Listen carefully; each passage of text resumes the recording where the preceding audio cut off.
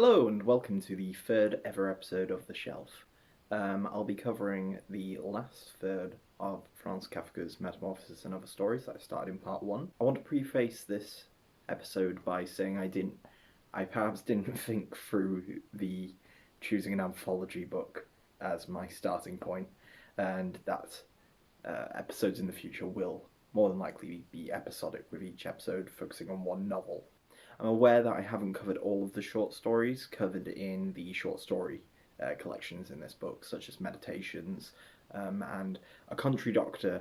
I found that the titular story had enough to talk about on itself, and even though the rest of the stories in that short story collection are brilliant and deserving, they could fill their own episodes by themselves, I nonetheless don't want to spend too long on one book. That being said, I did start the Meditations episode by saying that I wasn't a fan of it, and since rereading it, I definitely am a fan of it. I think the contents are deserving of praise, and perhaps my initial reading had been quite pedantic. So for this episode, I want to focus on two different stories. I want to focus on In the Penal Colony and The Hunger Artist. I hadn't read In the Penal Colony before today, but a year and a half ago I'd visited the Franz Kafka Museum and they had a small diorama set up representing the penal colony, so that was a fantastic frame of reference going into the book.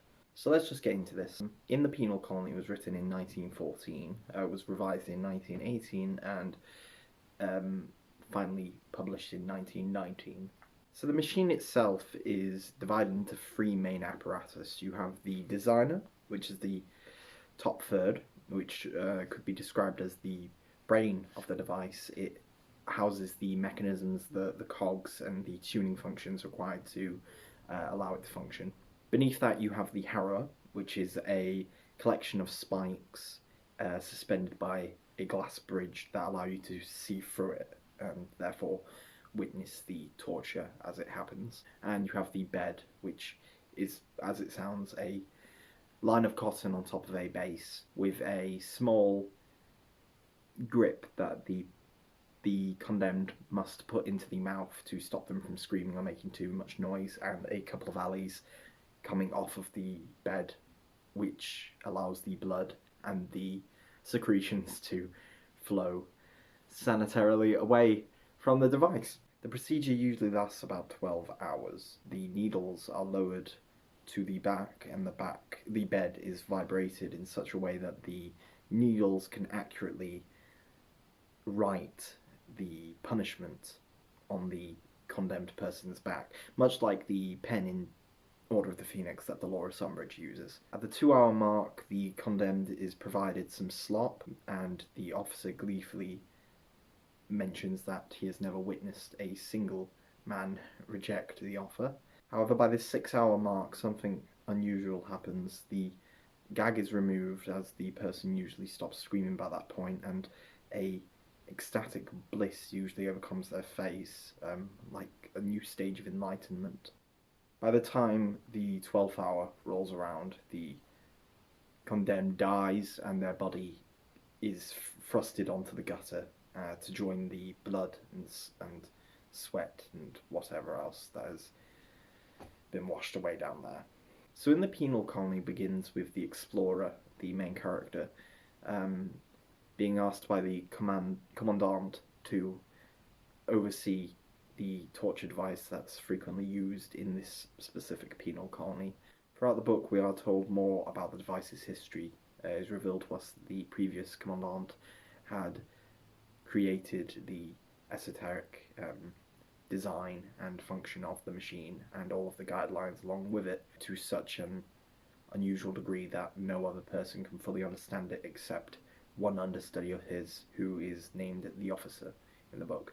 Unfortunately, the commandant had passed previously, allowing the new commandant to command. And while the new commandant's been in power, he's questioned the utility of the machine and slowly cut off funding, and the public appeal of the machine has degraded over time. It's becoming more and more an anachronism, a antiquated device, which it very much is. However, the officer refuses to admit this. He treats the machine with an almost sort of reverence and retails stories of himself as a child coming with everybody else to witness the executions. It was a public affair and a source of entertainment for many of the citizens of the penal colony. Now, there are two other main characters in the book. We have the soldier, who, for all intents and purposes, is the lackey to the officer, and we have the condemned man himself, who is being sentenced to the device's ministrations. And this is because he's a slave slash sentry who fell asleep at the wheel, essentially. His job entailed he wake up every hour or salute his commander's door. Failure to do that would result in torture, and as we find out, being sentenced to the device is to be sentenced to death. My guiding principle is this: guilt is never to be doubted. It's at this part of the story where the condemned is finally sentenced to the torture, and the explorer is expected to watch the procedure. There are two scenes I want to pay attention to that occur back to back with one another. The first is the chains were loosened and the straps fastened on instead. In the first moment, that seemed almost a relief to the prisoner. The soldier breaks the already deteriorated straps while he's trying to, restrain the condemned victim onto the device. However, to this, the officer has a rather elegant solution. This strap is easily made good. I shall simply use a chain. The delicacy of the vibrations for the right arm will of course be a little impaired. He simply restrains the condemned back into the chains that he had previously taken off him. However, the officer does reveal more about his childhood and mentions how in the earlier days of this device's utilization, the old commandant would decree children be at the front of the line and given priority access to the viewing, which the condemned then vomits all over the place after putting the mouth guard in his mouth, and to this the soldier cleans up a bit and then starts preparing the rice slop that will be given to him at the second hour. The condemned reaches and tries to grab it, and the soldier eats the rice slop in front of him, pulling it away so that the condemned can't have any. At this point, the officer reveals his true character. He's a frightened, paranoid man. He puts a lot of expectations on the explorer, assuming that he must be some sort of important envoy here to oversee the operations and therein ultimately decide whether they should proceed. He tries his damnedest to convince and manipulate the explorer to tell the new commandant that is good, and he's overthinking every single step. However, the explorer refuses, saying that he is leaving the following morning and will not be able to do it in public as the officer wants him to, and they also will refuse to do it on the basis of feeling quite disgusted by the device itself. However, he does concede that he will give his honest opinion to the commandant in private. To this, the officer becomes quite morose, almost surrendering, and realizing that the antiquated technology in front of him, the thing that gives him most hope and almost reverence, is going to go soon. And to this, he goes up to the designer and messes around with the mechanisms in the way that only he knows how, as the old commandant has died, and promptly removes his clothing and lies down on the bed to use the device on himself to write "Be Just" on his back. Very much he's going down with this ship. He is the only one that knows how to use it. He now has this strong gut feeling that it's not going to be around anymore, and that the explorer is already quite decided on the matter. At this point, he frees the condemned man, and the condemned man rushes over to the soldier, and they pick his clothes back up that had been previously ripped off, and they start fighting jovially, and it's got a very weird, bizarre tone to it that this man who had just been so close to death is energetic and playing with the man that had just tortured him. Upon seeing that the officer is about to use the device on himself, the condemned man turns on his heel and gets excited to watch, and his excitement disgusts the explorer who decrees him to leave. The machine fails, probably due to years of disrepair, degradation, and lack of funding, before he can receive the enlightened elation that he saw on the faces of all the people that he tortured. Perhaps he was thinking that he was giving them some sort of gift, and he was excited to experience it himself at some point, and before he's given the chance, the machine fails and cuts him short and kills him almost immediately. And here, almost against his will, he had to look at the face of the corpse. It was as it had been in life. No sign was visible of the promised redemption. What the others had found in the machine, the officer had not found. The lips were firmly pressed together, the eyes were open, with the same expression as in life. The look was calm and convinced. Through the forehead went the point of the great iron spike. And then we have a time skip to the following morning, where the explorer goes to visit the grave of the old commandant, and then rushes to his boat to get away.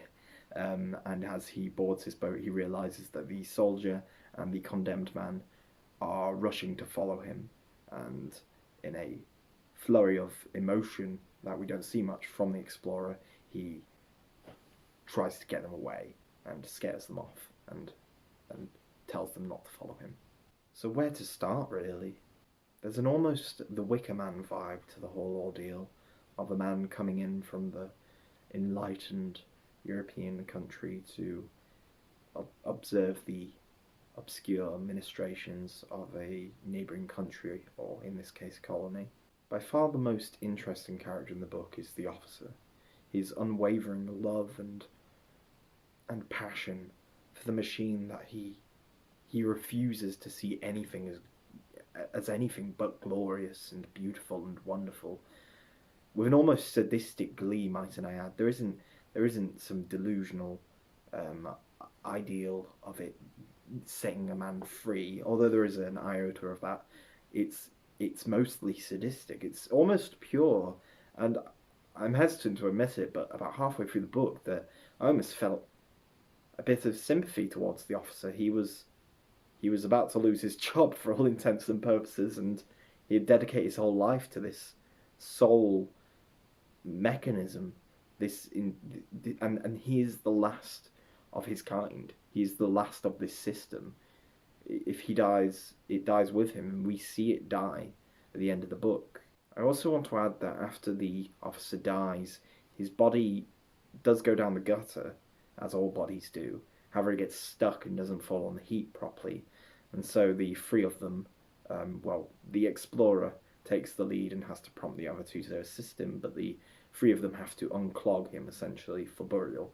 I suppose what we have here is an explicit example of Kafka's extreme, masterful prowess at creating bizarre, uncanny, disturbing situations that nonetheless feel completely right, that feel at home, that feel relatable and realistic, and from the character's perspective, even mundane. And I love that. I love that about his work. And isn't it funny how the thing that ended up killing this unfair, unjust system of law was an unfair, unjust, from the officer's perception, system of bureaucracy overhanging the whole thing. It's, as I said previously, wheels inside of wheels. It's the snake eating itself. But ultimately, one takeaway I found from In the Penal Colony is that it's perhaps for one of the most darkest of Kafka's works, one of the most hopeful. The whole book basically revolves around saying goodbye to old methods of punishment and law, after Enlightenment and Bentham and Beccaria and all these new systems of criminal justice. We no longer need apparatus such as that. We don't need the bloody code anymore. And Kafka, especially with the boat symbolism at the end, is basically saying that, well, the future is in our hands. We can do what we want. And he leaves the people in the penal colony behind because he wants to create that distinction. Insert that somewhere into the video. Don't add that to the end or anything. That would be unnatural. This book was incredible, and I'd never read it before, and I will definitely read it again someday. and I'm glad I have read it, and I definitely recommend you do as well. There's also a chamber opera based on it, which is definitely worth a read. So now we move on to the last story of this book that I'll be covering. The Hunger Artist was published in 1922 and primarily consists of the relationship between artist or creator and audience or consumer. Much like in the Penal Colony, it features a character who's very much willing to go down with his craft to sink with his ship. Though I suppose this time it's less out of torturing other people and more about self-torture or self-immolation or destruction of the self. So hunger artistry was an old art, basically public fasting. You would see how long you could not eat for under strict watching and regulations. The story begins with the narrator lamenting the fallen art. He exclaims his annoyance at constantly being watched by three people assigned to ensure that he's not cheating, who also happen to be butchers in a Kafka irony. Many people, both audience member and his promoter, believe that he is secretly cheating, and he's also quite frustrated at the promoter's 40-day limit. Every 40 days, the hunger artist is forced out of his cage, has a photo taken of him, and then publicly given a meal or a dinner, therein resetting the art that the narrator is trying to express. So this prevents the narrator from being able to top his own high score, and this frustration manifests through random displays of outrage and discontent, which the promoter is always quick to ensure the audience is a result of his starvation, when in fact it is very much due to the handicapped limitations of his art. The promoter also insists that the weak stature, both mentally and physically, of the narrator is due to the starving, due to the art's existence, and not due to his handicapping of it. Over time, fasting grows out of popularity, and the artist ends up quitting and his contract with the promoter and joins a circus. He's not given the main attraction, however, and is put towards the back with the rest of the animals. Not in a cage with the animals. However, this comes with two very big handicaps. One is that due to the small walkway in front of his cage, if someone wants to stop to watch him, they will quickly be hurried along by someone who's eagerly trying to get to the animals. So there's always traffic, but there's never a steady audience. And, however, the animals and the audience soon start to annoy the narrator. The noise, the scuffling, the smell of the animal food and animals themselves, and maybe the audience, all amalgamate to create a distressing, depressing environment for the artist. And eventually, both the circus manager and the artist himself stop counting the days entirely. Until one day an overseer comes across an presumably empty cage, and when tries to discover why they're wasting it, finds the hunger artist just about to die. "Forgive me, everybody," whispered the hunger artist. Only the overseer, who had his ears to the bars, understood him. "Of course," said the overseer, and tapped his forehead with a finger to let the attendants know what state the man was in. "We forgive you." "I always wanted you to admire my fasting," said the hunger artist. "We do admire it," said the overseer, affably. "But you shouldn't admire it," said the hunger artist. "Well, then we don't admire it," said the overseer. "But why shouldn't we admire it?" "Because I have to fast. I can't help it," said the hunger artist. "What a fellow you are," said the overseer. "And why can't you help it?" "Because," said the hunger artist, lifting his head a little and speaking with his lips pursed as if for a kiss right into the overseer's ear, so that no syllable might be lost. "Because I couldn't find the food I liked. If I had found it, believe me, I should have made no fuss and stuffed myself like you or anyone else." After the hunger artist passes away, a large virile panther is given his spot, and the audience clamour around it because it's an energetic creature that, engages with food and also seems to enjoy life. instead of having an artistic form based on almost debasement or tearing things away from oneself. The panther is innately or inherently hedonistic. There are many readings of this short story. One that came to mind quite prominently while I was reading it was Freud's concept of the id, superego, and ego, with the artist, the cage, and the, well, either promoter or circus manager. The restraint of art or ambition, the overwhelming determination to create and be better and become perfect at your craft. Well, which is interesting because fasting in its nature is definitely handicapped. He'll always have a ceiling of his skill. He can never get over a certain point. Well, I suppose unless you actually, if you look at it from that angle, well, the last scene is him becoming a perfect faster. It's him perfecting his craft. I suppose the only way he was able to perfect his craft is when people stopped watching and looking at him, when the audience were no longer there, when he no longer desired the audience, and also when the overseers had been and the limitations had been removed.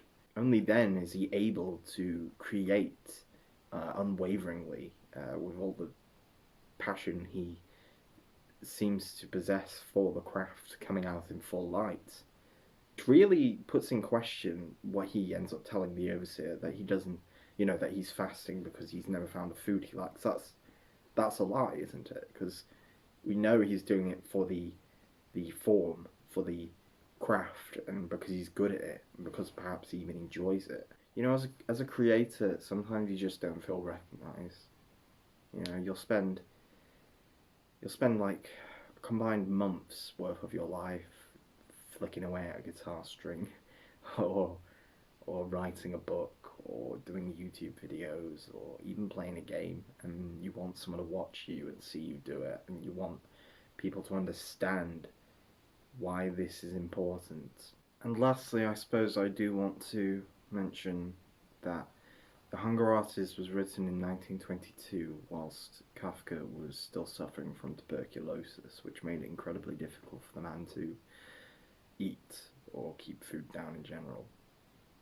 And in fact, 2 years after The Hunger Artist was published, he died of starvation. I think it's fair to say that Kafka is the hunger artist, and writing is the art.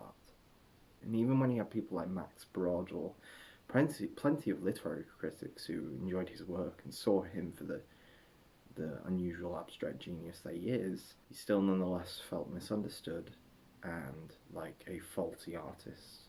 Like, even though he's achieved all of these brilliant pieces of literature, he wanted them all burnt. I just wish there was some way that we could all travel back in time and tell the guy that his writing is important and he's important. I don't think I've ever emotionally attached myself to an author as much as I have Franz. Hunger Artist is one of the most important of Franz Kafka's works, and it will stick with you, and every Kafka story will stick with you. But that's just me, and these are my opinions. And I'm very interested in hearing anyone else's opinions. I very much want to open up some sort of discussion or conversation about the books that I read. I read The Hunger Artist about 3 or 4 years ago now, and read again last year. And I don't think I would be the man I am today if The Hunger Artist, the narrator, hadn't died at the end. Ultimately I think Franz Kafka was just talking about the free market. Franz is your local corner shop, and the Panther is Asda. You've got your mid-tier YouTuber and your Disney Plus. The little guy is in it for the art itself, he would die for his art, for his creation. And the bigger guy, the Panther, he's really in it for the pursuit of pleasure. Anyway, so that'll be episode 3 of The Shelf. We got somewhere pretty dark there, but I think we're okay. I would very much like to hear your opinions on the story or the video. But nonetheless, I will see you for episode 4, hopefully in a week from now. We're going to avoid Franz Kafka for a while now. There are a couple of stories of his that I still want to get around to, but not yet. And that'll be all from me. Okay, thank you very much. Have a nice day.